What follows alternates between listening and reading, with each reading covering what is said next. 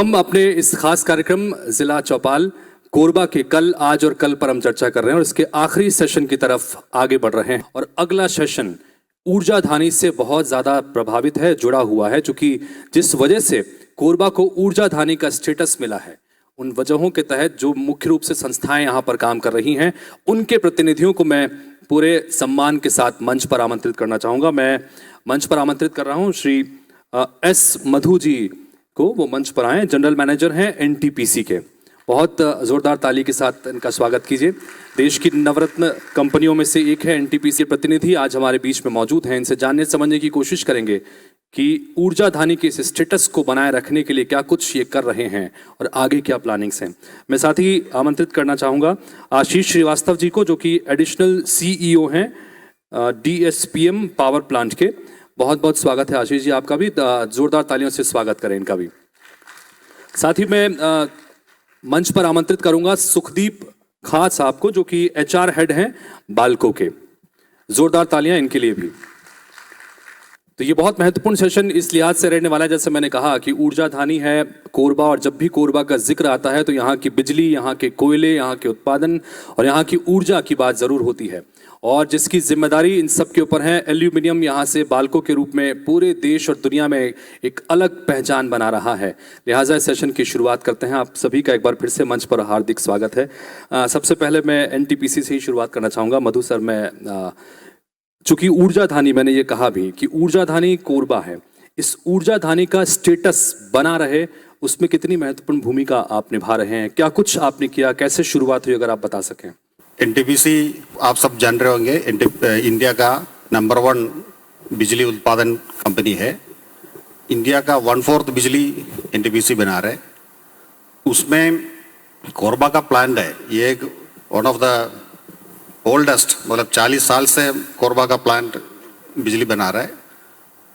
उसमें कोरबा का प्लांट में 2600 मेगावाट कैपेसिटी से बिजली बना रहा है। ये कोरबा मतलब छत्तीसगढ़, मध्य प्रदेश, महाराष्ट्र, गोवा, गुजरात, इन सब जगह पे जा रहा है। तो पहले सेशन में जैसे बात कर रहे थे, कोरबा एक पूरा खाली छत्तीसगढ़ के लिए नहीं, पूरा देश के लिए बिजली प्रदान कर रहे हैं।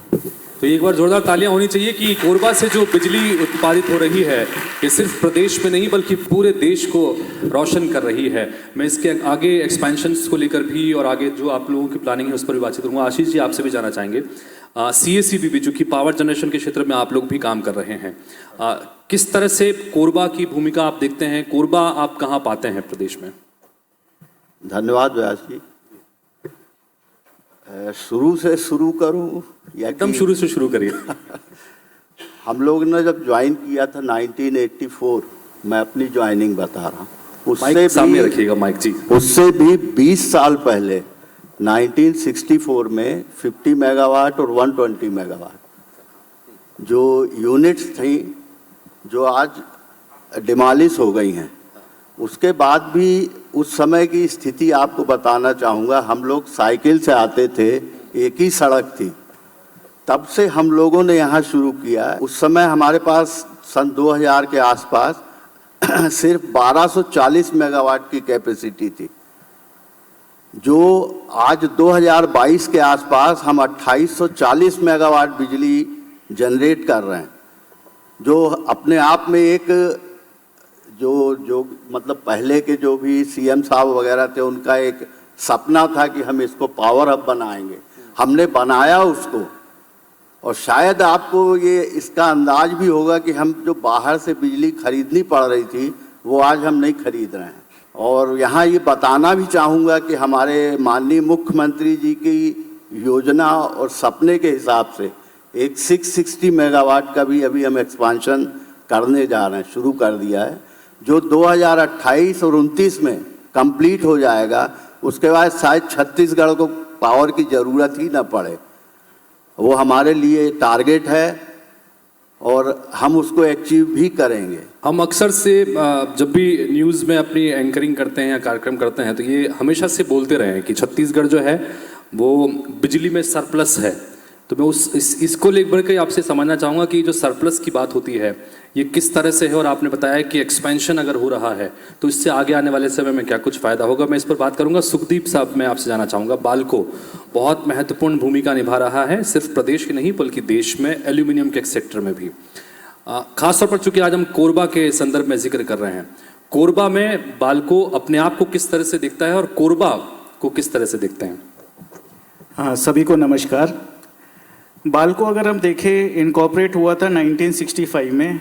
ये भारत का पहला पीएसयू था और पहला एल्यूमिनियम प्रोड्यूस करने वाला कंपनी था। 2001 में विनिवेश के बाद में स्टरलाइट, या अभी जिसको हम वेदांता बोलते हैं, उस समूह में ये जुड़ा। अगर आप लोग सभी बाल्को आते हैं तो देखेंगे थोड़ा सा आगे में एक बोर्ड है, बाल्को देश की शान है। तो 2001 में जब विनिवेश हुआ था तो हमारे चेयरमैन साहब अनिल अग्रवाल साहब ने बोला था कि देश की शान भी अच्छी बात है, लेकिन कोरबा को वर्ल्ड मैप में हमको कैसे लेके आना है। तो ये बात हुई थी कि कभी ना कभी उस बोर्ड को बदल के बाल्को विश्व की शान है, इसमें हमें बदल के लेके जाना है। तो जब ये वेदांता समूह में आया था और 1965 से 2001 तक इसमें 1 लाख टन एल्यूमिनियम बनता था, 270 मेगावाट पावर बनता था। आज हम करीब करीब 6 लाख टन एल्यूमिनियम बना रहे हैं और 1740 मेगावाट पावर बना रहे हैं। और हमारी जर्नी यहाँ नहीं रुकी, जो कि आप बोल सकते हैं कि 6 गुना मेटल में एक्सपेंशन और 7 गुना पावर में एक्सपेंशन। हमारी जर्नी यहाँ नहीं रुकी। अभी हम करीब 6,500-7 हज़ार करोड़ का इन्वेस्ट कर रहे हैं। अभी तक हम मोटा मोटी 13,000 करोड़ इसमें इन्वेस्ट कर चुके हैं। और जो अभी का इन्वेस्टमेंट हो रहा है, ये 10 लाख टन हमारा यहाँ पे एल्यूमिनियम बनेगा। और हमारा शायद जो इसको वर्ल्ड मैप पे ले आने की आकांक्षा थी, ये पूरी हो जाएगी, क्योंकि ये वर्ल्ड का 6th लार्जेस्ट एल्यूमिनियम स्मेल्टर हो जाएगा और इंडिया का 2nd लार्जेस्ट एल्यूमिनियम स्मेल्टर हो जाएगा। मेरा यही सवाल आपसे अगला भी है, बाकी सबसे भी मैं उसके एक्सपेंशन को लेकर भी आप लोग बात कर रहे हैं कि जिस तरह से आप, जाहिर सी बात है कि कोई भी संस्थान आप चलाते हैं तो उसका एक्सपेंशन पर भी फोकस होता है। आपने जिक्र भी किया कि देश में हम दूसरे नंबर पर हो जाएंगे, और यहाँ पर ये जो एक्सपेंशन हो रहा है, जो विस्तार हो रहा है, इसका प्रदेश में, प्रदेश के लोगों के लिए, प्रदेश के विकास में किस तरह की इसकी भूमिका रहेगी इस विस्तार से? इस पर इसके देखिए 2-3 हिस्सा हैं। पहला पार्ट ये है कि हम देश के लिए, जो हमारा आज के डेट में भी एल्यूमिनियम विदेशों से इंपोर्ट होता है और जिसके वजह से हम, हमारी जो डॉलर बैलेंस है, हम नेगेटिव जाते हैं, हम डॉलर को लूज़ करते हैं, भारत को डॉलर देके एल्यूमिनियम खरीदना पड़ता है। तो हम सेल्फ सफिशिएंट हो जाएंगे, जो हम बोलते हैं make in India for India, उसमें हम आगे बढ़ जाएंगे, सक्सेसफुल हो जाएंगे। ये देश के लिए उपलब्धि रहेगा। इसमें जो प्रोडक्ट हम बनाना चाह रहे हैं वो मैक्सिमम डोमेस्टिक मार्केट के लिए कैटर करना चाह रहे हैं। जो भी डोमेस्टिक मार्केट में इंपोर्ट होता है उसको सबको हम बदल के इंडियन हम ही लोग बनाना चाह रहे हैं, ताकि इंपोर्ट पूरा सब्सिडाइज हो जाए। दूसरा, साथ ही में हम जो सरकार के साथ में मिलके काम कर रहे हैं, हम यहाँ पे एक एल्यूमिनियम पार्क लाना चाह रहे हैं कि ऐसा नहीं हो कि हम ही प्रगति करें, हम साथ में छोटी मोटी इंडस्ट्री उसको साथ में आजू बाजू में लिक्विड मेटल्स हैं, जो खुद छोटे छोटे प्रोडक्ट जो स्टेट में लगते हैं।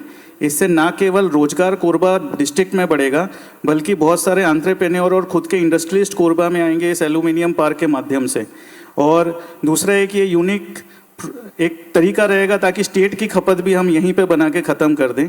और इससे खास बात ये रहेगी कि ना सिर्फ हम प्रत्यक्ष रूप से अपने प्लांट में रोजगार दे पाएंगे, अप्रत्यक्ष रूप से जो सेकेंडरी प्लांट है, अगर प्लांट के आजू बाजू आ गए तो यहाँ के रोजगार में मेजर टर्न अराउंड होगा और ये एक बहुत बड़े इंडस्ट्रियल हब के हिसाब से अगले विगत 5 वर्षों में देखा जाएगा।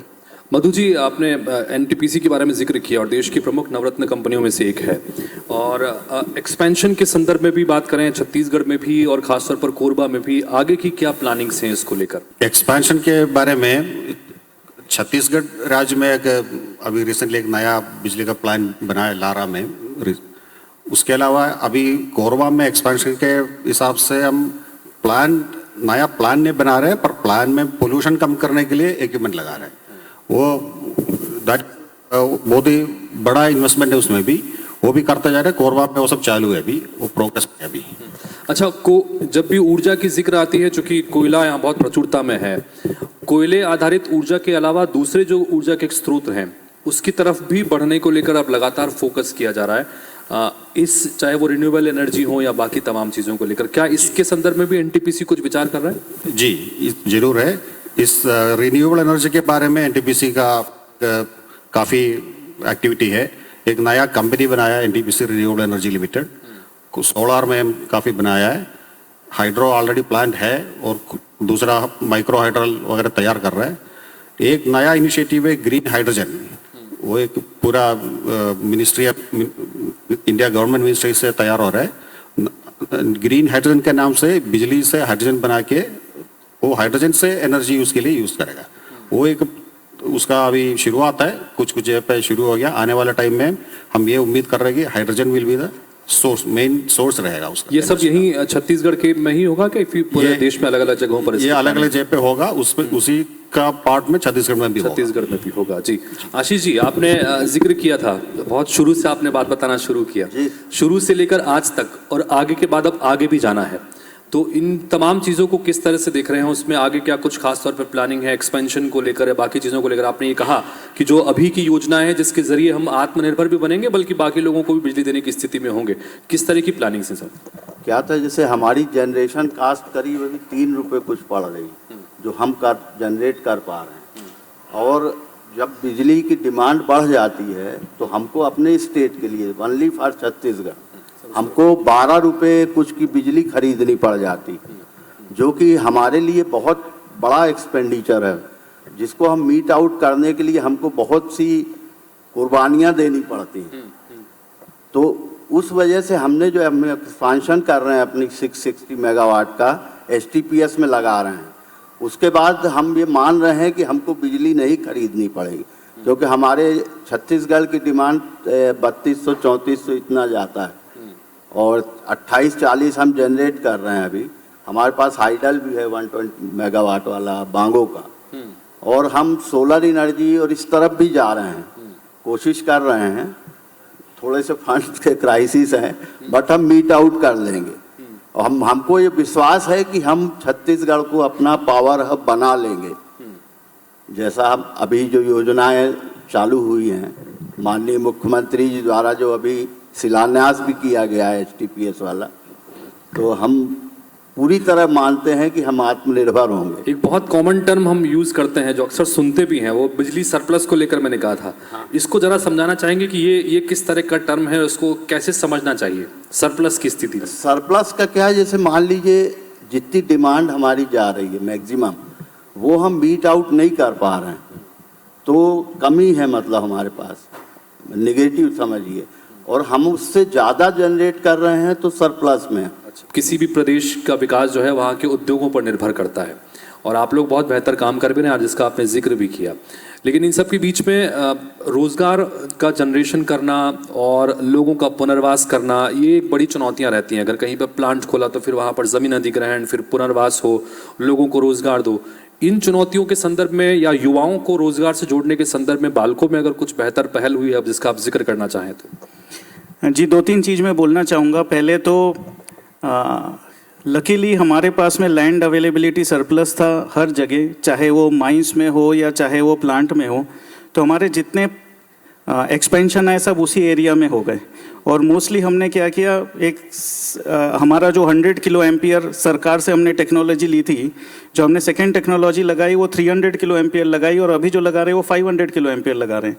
तो उसी एरिया में हम 5 गुना प्रोडक्शन की तकनीक से आगे बढ़ रहे हैं, तो जगह की हमें को कभी भी समस्या नहीं आई। दूसरा, अगर हम बात करें, कुछ खास आंकड़े हैं बाल्को के मोटा मोटी 84% लोग छत्तीसगढ़ के निवासी हैं। तो जितने भी रोजगार बढ़े हैं, और अगर हम मोटा मोटी बोले विगत पिछले 2001 से लेके आज तक में करीब 13,000 लोगों को हमने एम्प्लॉयमेंट डायरेक्ट या आउटसोर्स रोल में कहीं ना कहीं हमने यहीं के युवाओं को दिया है। और हमने इसमें एक और ख़ास चीज़, यहाँ पे बहुत सारी बच्चियाँ बैठी है, बहनें बैठी है, मैं बताना चाहूँगा। इंडस्ट्रियल लोकेशन में कहीं पर ऐसा नहीं होता है, लेकिन बाल्को एक यूनिक प्लांट है जहाँ पे 21% कर्मचारी, जो हमारे डायरेक्ट कर्मचारी है, वो फीमेल है। ऐसा बहुत कम इंडस्ट्रियल लोकेशन में होता है कि 1/5 पॉपुलेशन आपकी फीमेल हो। तो हम बड़े ही इंडस्ट्रियल लोकेशन है, हम फीमेल्स को भी साथ में लेके चल रहे हैं। हाल फिलहाल में हम किसी को ना पीछे छोड़े करके हमने ट्रांसजेंडर या LGBTQ आज के भाषा में जो बोलते हैं, या साथ में हमने स्पेशली एबल्ड इनको भी हायर किया। हमने बहुत सारे डेफ एंड म्यूट हायर किए, ताकि ऐसा नहीं हो कि विकास के इस प्रगति में कोई पीछे छूट जाए। और इसमें क्या कुछ फ़र्क आपको महसूस होता है, जिसने ट्रांसजेंडर्स के संदर्भ में आप जिक्र कर रहे हैं उसमें? हमने उनको पहले देखिए, बहुत सारी असुविधाएं आती है, एक सोशल स्टिग्मा है जिसमें लोग एक्सेप्ट नहीं करना चाहते हैं। तो हमने इसमें सरकार से मदद ली, छत्तीसगढ़ ट्रांसजेंडर वेलफेयर बोर्ड से टाई अप किया, उनके साथ में 6 महीने का कोर्स करवाया। वहीं पर हम यहाँ पे लेके आए, उनके थ्रू जेंडर सेंसिटाइजेशन वर्कशॉप कराया, उनको लेके आए। और मैं तो बोलूँगा आज के डेट में उन लोग सिक्योरिटी गार्ड में हैं, फोकलिफ्ट ऑपरेटर में हैं। मेरे पुराने कर्मचारियों से उनका परफॉर्मेंस ज़्यादा बेटर है। एक नई चीज़ हम शुरुआत कर रहे हैं, वो है प्रोजेक्ट पंछी। कई बार हमने देखा जो हमारे ज़िले की समस्या है, इसमें बहुत सारी बच्चियां 12वीं के बाद आगे पढ़ने नहीं जाती है, शादी या किसी और चीज़ में जाती है। तो अब अभी हम उनको अपने यहाँ पे स्टाइपेंड दे के लेंगे और उनका ग्रेजुएशन भी कराएंगे और प्लांट में साथ में एक्सपोजर भी देंगे। और हम इस साल में करीब 100 ऐसी बच्चियों को बालकों में लेने वाले हैं। तो हम जो बोल रहे हैं कि पूरी सोसाइटी के साथ में सबका विकास हो, ये एक वैसी अनोखी स्कीम। बहुत अच्छी बात है। मुझे लगता है कि इस पर ताली ज़रूर होनी चाहिए, क्योंकि मैंने जिसका जिक्र किया था यहाँ पर कि रोजगार का जनरेशन कैसे हो रहा है, युवाओं को किस तरह से इनकलकेट कर रहे हैं, और खासतौर पर ट्रांसजेंडर्स के लिए भी आपने सोचा और आप ये कह रहे हैं कि उसकी प्रोडक्टिविटी पर ज़्यादा असर पड़ रहा है। ये बहुत अच्छी बात है। मधु सर, मैं आपसे जानना चाहूँगा कि हम एक्सपेंशन पर भी बात कर रहे हैं, हमने अलग अलग स्रोतों के बारे में बात की। विकास जब भी होता है तो विकास की कुछ कीमत चुकानी पड़ती है। तो यहाँ जब विकास हो रहा है तो हम जिस तरह से बिजली उत्पादन कर रहे हैं, सब कुछ कर रहे हैं, उसकी कीमत के रूप में हमें यहाँ पर्यावरण प्रदूषण के रूप में एक बड़ी समस्या देखने को मिलती है। राखड़ का जो है चीज़ें निकल के आ रही हैं, उसका निष्पादन एक चुनौती रहा है, और ख़ासतौर पर इस इलाके में प्रदूषण एक बड़ी समस्या रही है। इसको कम करने के लिए या इसको निष्पादन करने के लिए क्या आप लोगों की तरफ से किया जा रहा है सर? पहले हम ऐश डाइक बनाते थे, ऐश उसमें भर देते थे और बिजली प्लांट चलते रहते थे। अभी उस ऐश को हम बेचता है, जैसे जहाँ जरूरी है सीमेंट कंपनी में बेचता है, या आपका नेशनल हाईवे बना रहे हैं, चारों तरफ नेशनल हाईवे में जाता है। उसके बाद जो पुराना माइंस है उसमें फिल करने में यूज़ कर रहे हैं। आने वाला टाइम में हमने ऐश से सैंड बना रहे हैं, ऐश से गिट्टी बनाएगा, ये सब करने के लिए भी प्रोजेक्ट प्लान बनाना शुरू किया है। आने वाले टाइम में वो सब बनेगा। तो ऐश का यूज़ करने के लिए बहुत काफ़ी काम चल रहा है उसमें। आप भी अगर इसमें कुछ जिक्र करना चाहें इसमें, क्योंकि जो वेस्ट मटेरियल है ये चुनौती रहता है इसके संदर्भ में, उसके निष्पादन के लिए। देखिए, एक चीज़ और सोचने वाली बात है कि वेस्ट आइडली इंडस्ट्री में बोले तो कुछ नहीं होता। किसी के लिए वेस्ट जो होता है वो किसी और के लिए वेल्थ होता है। हम राखड़ प्रोड्यूस करते हैं, लेकिन वो राखड़ सीमेंट प्लांट के लिए रॉ मटेरियल है। वो NHAI जो हाईवे बनाता है उसके लिए रॉ मटेरियल है। जो SECL कोल माइन खोद के ज़मीन में वॉइड रह जाता है उसको रीफिलिंग के लिए रॉ मटेरियल है। तो ये एक बेसिकली कोऑर्डिनेशन है, किस तरीके से हम हमारा जो वेस्ट है जिसके लिए वेल्थ या रॉ मटेरियल है उससे कांटेक्ट करके उस तक पहुंचाए, ताकि ये हमारा मतलब हमारी भी ज़रूरत और उसकी ज़रूरत एक साथ पूरी हो जाए। आज के डेट में हमारा ऐश यूटिलाइजेशन मोर देन 100% है। हम पुराना लेगेसी ऐश को भी कंज्यूम कर ले रहे हैं। हम NHAI को दे रहे हैं, कुछ सीमेंट प्लांट्स को दे रहे हैं। हम अभी सोच भी रहे हैं कि किस तरीके से रेल के माध्यम से सीमेंट प्लांट को पहुंचाए ताकि लागत कम आए। और साथ ही में हम जो लो लाइंग एरियाज़ है as well as very specifically जो माइंस फिलिंग है, इन सब में भी काम कर रहे हैं, ताकि हम दूसरों के कोलैबोरेशन में बराबर उनके लिए भी मतलब वेस्ट टू वेल्थ जो कॉन्सेप्ट बोलते हैं कि वेस्ट को वेल्थ में कैसे बदलें, उस पर ज़्यादा फोकस कर रहे हैं। क्या कुछ खास कर रहे हैं आप लोग CSR एक्टिविटीज़ उस मद में? हमारे यहाँ भी वही प्रोसीजर्स हैं, और हम पिछले अभी आत्मानंद स्कूल वगैरह की जो बात हुई उसमें हमने करीब 3 करोड़ कुछ दिया था, और रायगढ़ कलेक्टर को भी हमने दिया था 3-4 करोड़, वहाँ पे कोई कार्यक्रम चलना था। महासमुंद में भी जो सड़क बन रही थी वहाँ पे भी हमने मतलब CSR उससे दिया हुआ है। तो हमने करीब 13.6 करोड़ रुपए अपने स्टेट के लिए दिए हुए हैं। और जो बीच बीच में गेम्स वगैरह या स्पोर्ट्स चलते हैं स्टेट लेवल पे, उसमें भी हमारा वो रहता है, पूरा सहयोग रहता है। और बाकी ग्राउंड ये वो तो खैर हम लोगों के भी तो होता ही है, CSPGCL। सुखदीप जी, आप भी अगर इसमें कुछ बता सकें, क्योंकि आपने हालांकि कई सारी योजनाओं का जिक्र किया भी अपने अलग अलग बातों में, लेकिन फिर भी CSR एक्टिविटीज़ के संदर्भ में अगर आप जानकारी देना चाहें। जी, हमारे यहाँ जो प्रोग्राम है CSR का मूलतः 6 क्षेत्रों में बटा हुआ है।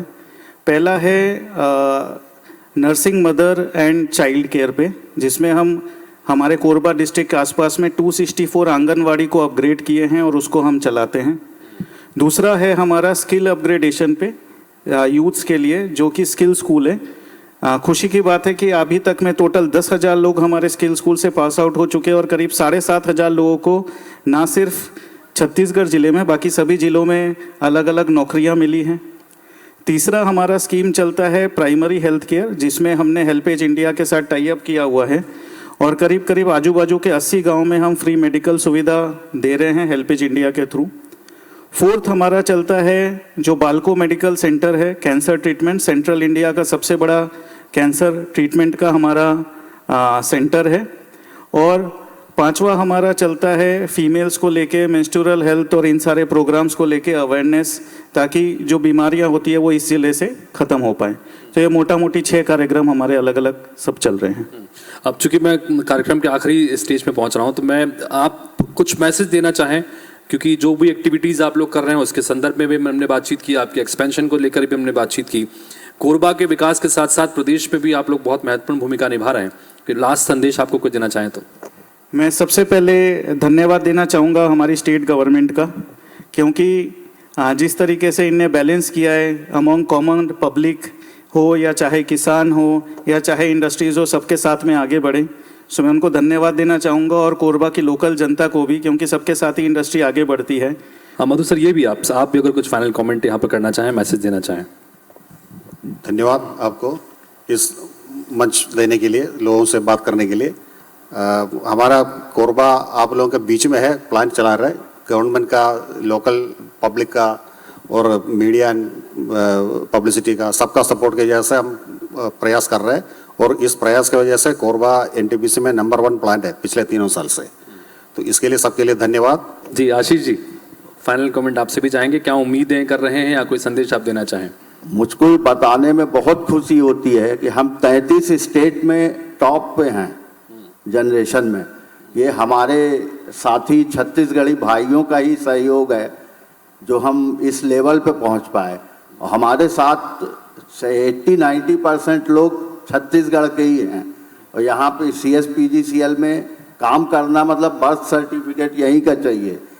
और जो सरकारी योजनाएं हैं उनका लाभ तो हम लोगों को मिलता ही है, सपोर्ट भी मिलता है। मैं आखिरी में 2 लाइन बोलना चाहता हूँ। जरूर जरूर। कि परों को खोल, जमाना उड़ान देखता है, जमीन पे बैठ के क्या आसमान देखता है। बहुत खूबसूरत, जोरदार तालियां हो जाए इस सेशन के लिए। और तमाम मंचासीन हमारे मेहमानों के लिए आप सभी का बहुत बहुत शुक्रिया।